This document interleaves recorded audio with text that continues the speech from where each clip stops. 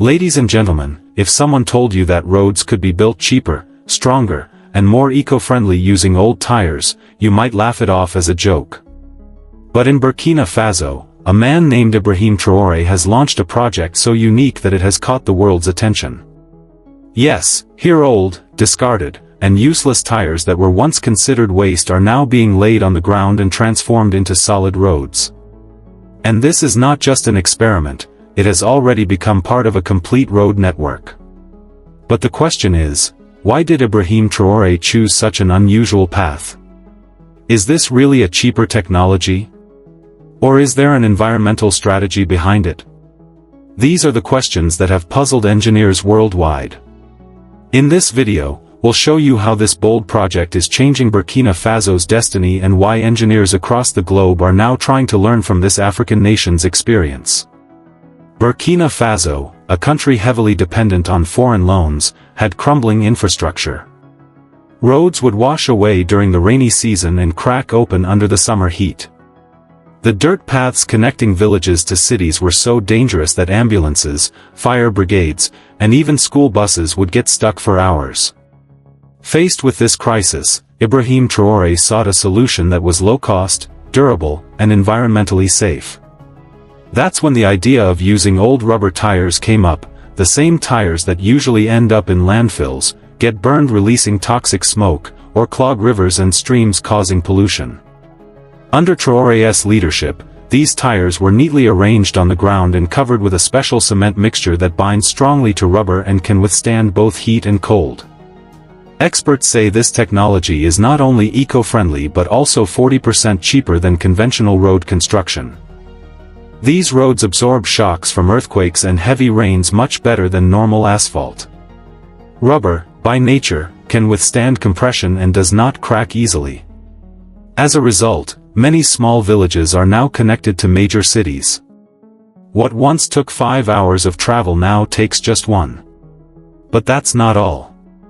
This project has created thousands of jobs for young people, from collecting and cleaning the tires, to arranging them, and building the roads. Unemployment has dropped, and locals feel that development is finally happening within their own country. Some engineers even suggested filling the gaps between the tires with sand or special plastics to make them even stronger, a method that is now being tested. Another hidden benefit, by using local waste materials like tires, Burkina Faso has reduced its reliance on expensive imports such as bitumen and asphalt, which usually put pressure on foreign exchange reserves.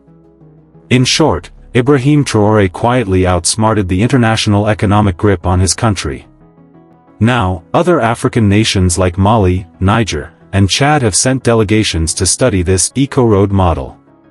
Even European environmental agencies have praised it, saying if developed nations applied this model in low-traffic areas, pollution could be greatly reduced.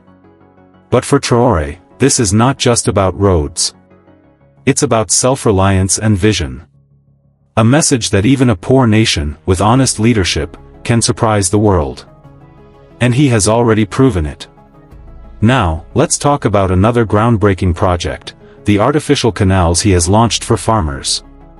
This isn't just a water channel, but a dream come true. For decades, farmers in Burkina Faso lost their crops due to lack of rain. Seeds would be sown, but without water, fields remained barren and families went hungry. When Traoré came into power, he wasn't just a politician, he was a leader connected to the soil. He knew that if farmers prosper, the nation prospers.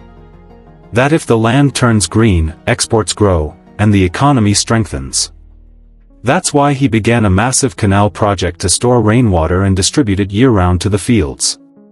Farmers no longer have to wait for clouds or rely only on prayers, water will now be in their hands. This will not only increase food production but also achieve food independence for the country. Wheat, rice, maize, vegetables, and fruits will now grow locally, and may even be exported abroad. And then comes the most ambitious dream of all, the solar city. Burkina Faso, a country where homes once remained dark even during the day, where women cooked with firewood and children studied under lanterns, is now building a modern city powered entirely by the sun. Yes, a complete solar-powered eco-city, with no electric poles, no dependence on oil or gas, and no burden of high utility bills.